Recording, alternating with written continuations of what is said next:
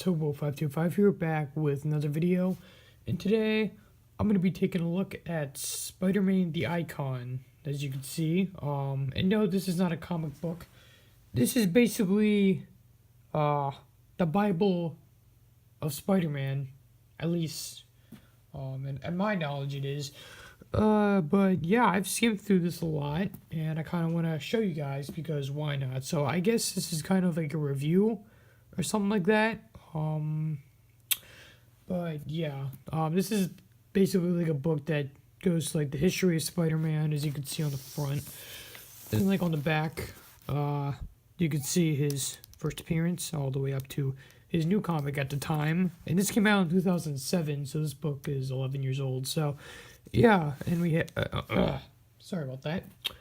We have Peter Parker right here, a little quote. I see Spider-Man posters in the window. Kids running around with me on their sweaters. I guess I've become something of an icon. So, yeah, that's kind of cool.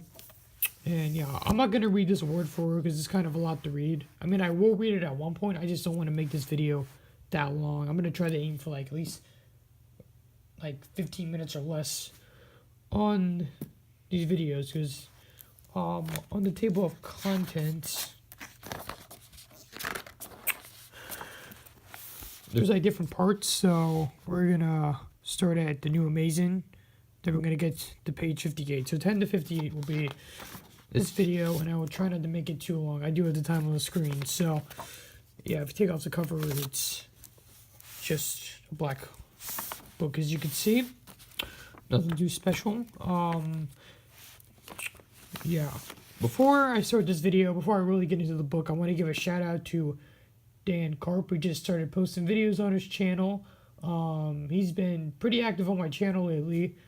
I remember he was active on all my old live streams that I did. I should really get back into doing live streams. I might do that soon, but yeah, go subscribe to him. He pretty much just started. He doesn't have a lot of subs, so go sub to him. He does the same stuff I do, and yeah, it's pretty cool. He shows off his Marvel Legends collection, which is growing pretty fast, and yeah, go subscribe to him, you know, get him up to 10 by the end of the day today. Yeah.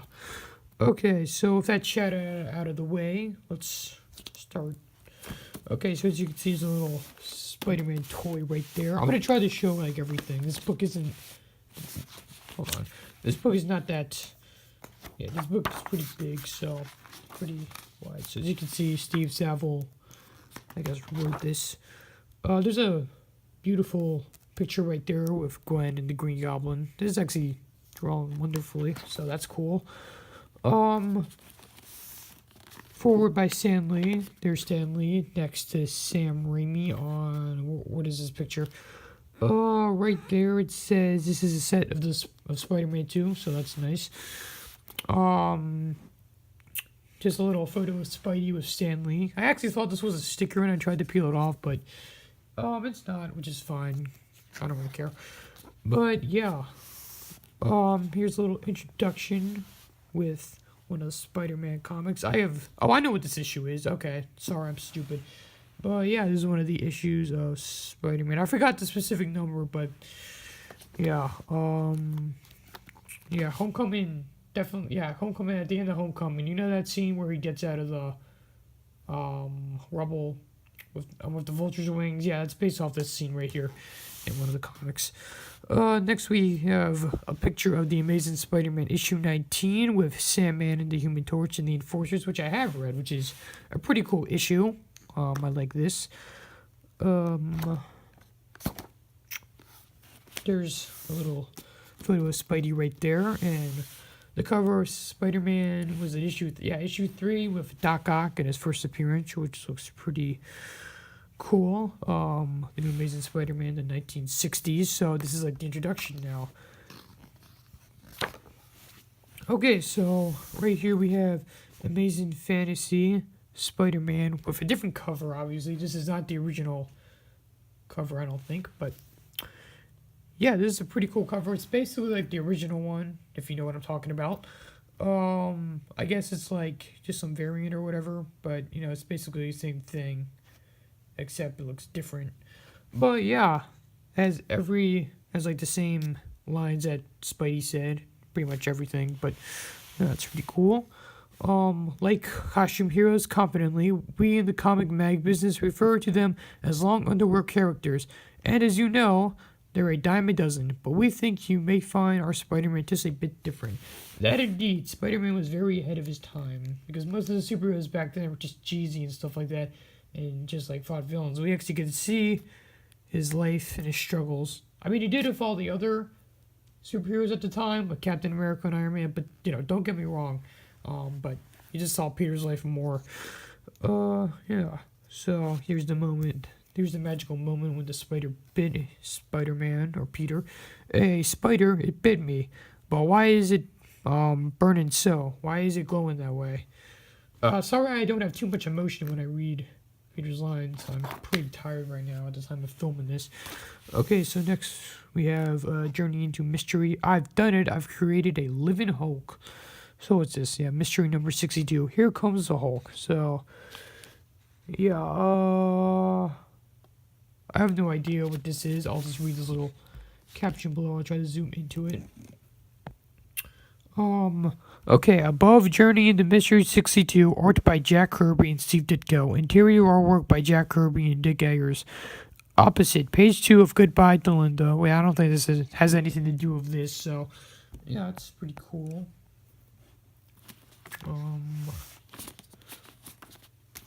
Okay, so here is some more issues.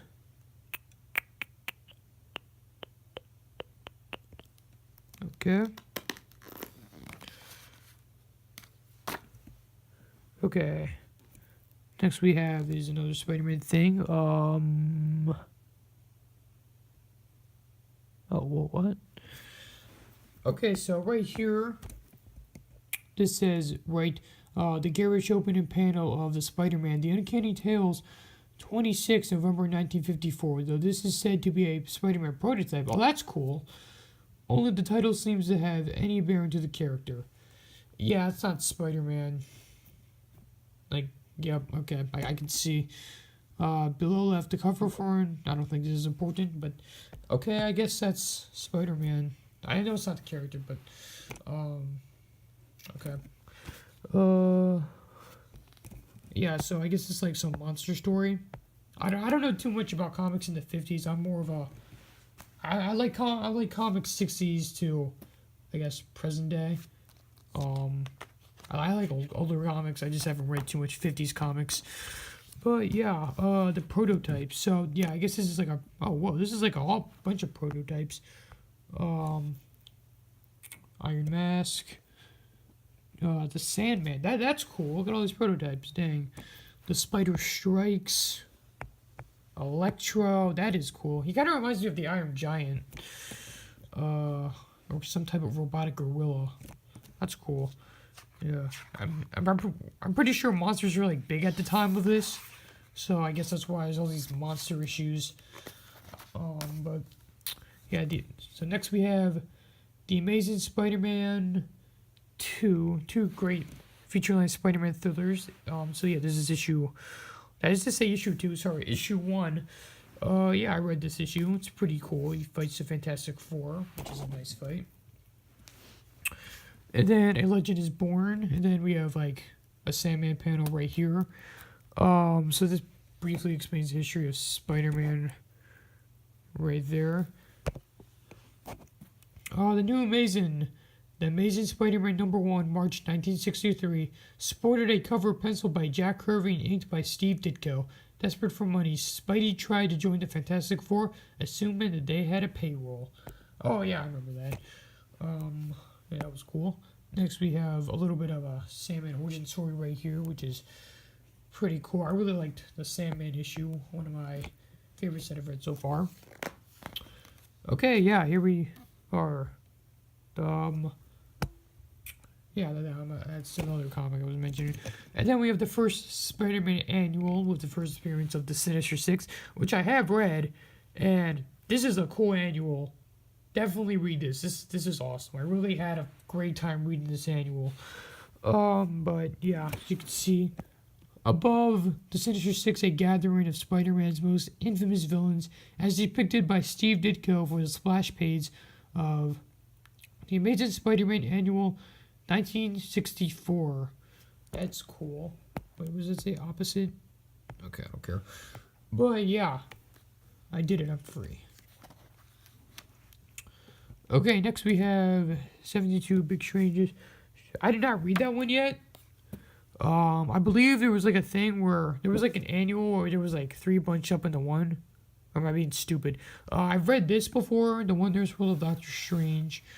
Yeah, I remember reading this one. I did not read this one yet, or this one, but I'm sure I will soon.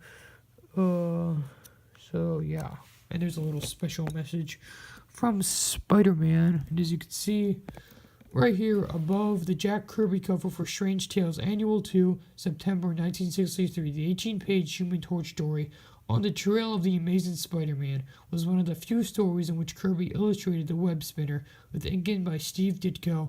Such appearances and other titles firmly planted Spider-Man in the growing Marvel canon. So that's cool because, yeah, I think like originally Jack Kirby was gonna draw Spider-Man, but then Stanley wanted Steve Ditko.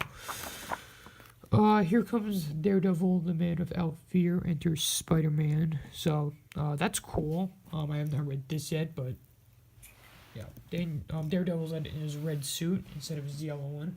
And then we have Amazing Spider-Man, issue 51, The Clutches of the Kingpin. And this is an awesome cover, especially Kingpin. I really like how he looks. Kingpin is such an underrated villain, you know? Yeah, so as you can see right here, the cover for Daredevil, no, not that, sorry. Above, the Kingpin of Crime has been one of the most enduring villains from the Lee Romita era of the Amazing Spider-Man, having made his debut in issue 51, August 1967. Amid rumors that Spidey had vanished, the Kingpin continued to be a menace to the wall crawler for many years before he turned his attention to Daredevil, covered by John Romita. That's cool. This is a very cool cover. Just putting that out there. Next we have the first appearance of Mary Jane. Right here. I have not read this issue yet. Let's see. What issue is it? A 2-panel sequence from the Amazing Spider-Man 25. Oh, dang. That's like 3 issues. I'm on issue, 22 right now in the classic series. And yeah, it's a few issues, so yeah. I knew she appeared early on, but I didn't know this early. So June 1965, in which Betty Brant and Liz Allen first encountered Mary Jane Watson, whose face was kept carefully obscured. Yes, definitely it was, because Mary Jane was mentioned in a lot of earlier issues before issue 25, so that's cool. I guess, yeah, she's so obscure, and yeah, Peter obviously liked her because we like barely even see these two anymore in like comics, at least to my knowledge, because if you don't know, Betty Brant was Peter's first girlfriend, and Liz Allen was kind of like his first love interest, but they didn't really date or anything like that. Spider-Man, oh crap, sorry about that. The brand of the brainwasher. Let's see. Okay, above, 2 months after Mary Jane made her debut as a go-go dancer, Marvel's own Millie Collins, looking a lot like Gwen Stacy, wore a very similar outfit for the final issue of Modeling with Millie, original artwork by John Romita. And that's this thing right here. So that's cool, I didn't know that. Yeah, this thing's actually very educational with Spider-Man knowledge, and I'm gonna pass that knowledge on to you, wonderful, wonderful viewers. Even though I have like a minute left, so yeah, what page are we on? 30? Cool. I'll probably finish the first, like, part of chapter 1, I'm going to call it. Next we have some other covers with King Size Special, 72 big pages. Jesus Christ. The Amazing Spider-Man, Spidey faces the Mighty Avengers and the Incredible Hulk. Enough said. That's pretty cool. He has fought the Hulk in the past when the Green Goblin first appeared, and, that was a cool fight. Spidey obviously was no match for the Hulk, but, he got away. Right here we have, what does it say? Oh, yeah, sorry about that. Far right, the original John Romita sketch for the cover of Amazing Spider-Man. Sorry, I can't read from like the camera angle. Hold on. Spider-Man 68, January 1969, Crisis on Campus.